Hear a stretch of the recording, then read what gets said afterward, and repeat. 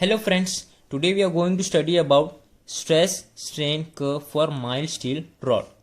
Generally, mild steel rods are highly preferable for many construction purposes as it has high tensile strength when used with concrete. Now this is our graph. We are having stress on our y-axis and strain on our x-axis. The graph is divided into several stages. The first stage is proportional limit, second one is elastic limit, third stage is upper yielding point, fourth stage lower yielding point, fifth stage ultimate stress, and sixth one and last stage is breaking point.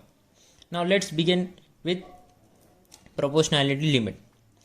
In this stage, the stress is applied gradually to the mild steel rod. The strain also gradually increases. When the stress is applied gradually, strain also gradually increases. And when the stress is removed from the rod, strain returns to zero. Thus, the O to A point is called as proportionality limit. In this limit, stress is directly proportional to strain. Stress is directly proportional to strain. That means the steel rod obeys Hooke's law in this stage. For more details on Hooke's law, kindly watch our another video. Just click the eye icon on the top right corner. Now let's continue. Elastic limit. The increase of stress to point B, the strain also increases proportionally.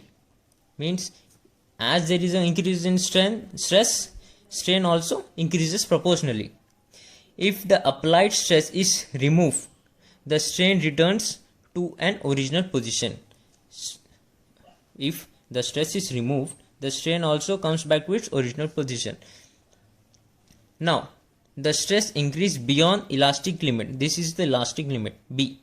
If the stress increase beyond elastic limit, the material undergoes permanent deformation. Means what? After the point B, if stress is further increased, the material deforms permanently, and again if it's removed or decreased, the material won't comes back to its original stage after the point B. So 0 to B is our elastic limit, elastic nature. From B to F is plastic, means it does not come back to its original state, whereas in plastic nature it comes back to its original state based on the stress. Now let's continue.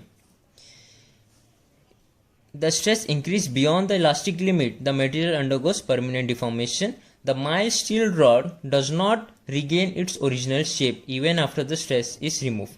Thus, this expressed as C to D point in the graph, which is called as yielding point. This C to D is yielding point, and the C is upper yielding point and D is lower yielding point. Now, the increase of stress beyond the point D, if we are increasing the stress beyond the point D, the strain also increases gradually at the point E. See here, from D, if we are increasing the stress, the strain is also gradually increasing to the point E. This is the point which is called as ultimate stress or ultimate strength. So here we can find out what the ultimate strength of the material. Here we can find out the yielding point, and at the point F we can find the breaking point of any material with the help of stress strain curve. Now let's continue. Ultimate stress is the maximum stress of the rod, comes maximum strength of the rod, and thus the portion is called as strain hardness.